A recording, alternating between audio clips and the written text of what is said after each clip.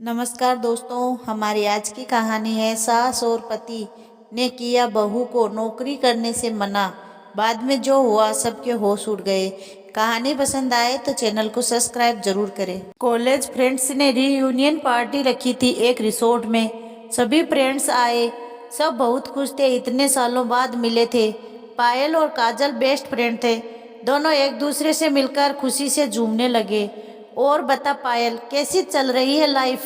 काजल बोली। अच्छी चल रही है, पायल ने उदासी भरे शब्दों में कहा। तू बता अपनी लाइफ के बारे में, तेरी कैसी चल रही है? पायल बोली। एकदम मस्त है, ऐश की जिंदगी जी रही हूँ। एक बेटा है, पढ़ाई कर रहा है। इतना कहकर काजल कोल्ड ड्रिंक्स लेकर आती है। पायल, और बता, कुछ हुआ है क्या? क्यों, क्या होता? पायल बोली।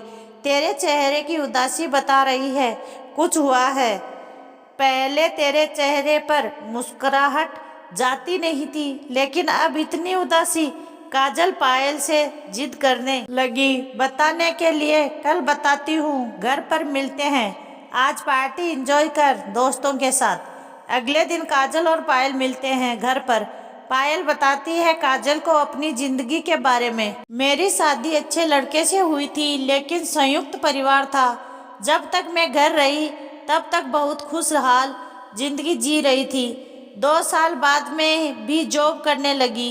कुछ दिन तो सब ठीक रहा, लेकिन कुछ दिन बाद सबको परेशानी होने लगी। मेरे पति भी बैंक मैनेजर थे। बड़े परिवार में जॉब करना थोड़ा मुश्किल हो रहा था। क्यों, क्या परेशानी होने लगी थी जॉब से? काजल बोली। बस वही रोज की शिकायतें। बहू घर को ज्यादा टाइम नहीं दे रही है, हमें समय पर खाना नहीं मिलता, समय पर घर नहीं आती। मेरे पति को भड़काना, जब वो बैंक से घर आते थे। रोज की शिकायतों से हमारे बीच लड़ाई होने लगी थी। मैं बहुत सहन कर रही थी, लेकिन सहन करने की भी एक सीमा होती है। एक दिन मुझे ऑफिस में मीटिंग थी, तो घर आने में देर हो गई। जैसे ही मैं घर पहुंची, सब गुस्से में बैठे थे।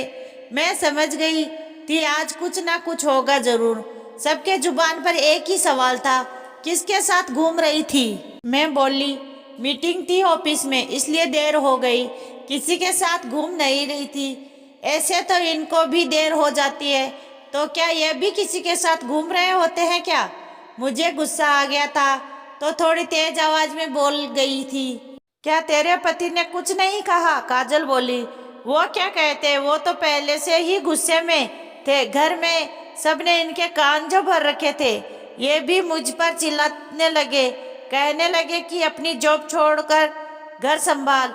ये रोज रोज की सिरदर्दी मेरे बस की नहीं है।